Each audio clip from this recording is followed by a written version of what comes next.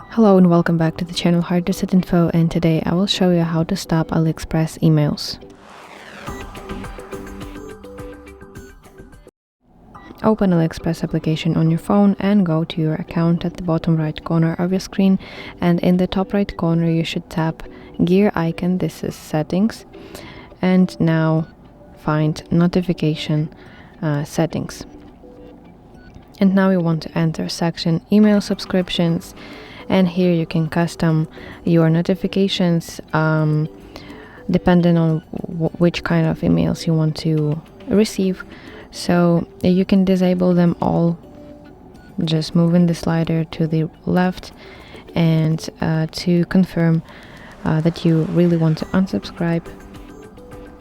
So you can disable them all, or you can select which kind of you want to receive and which kind of emails you don't want to receive.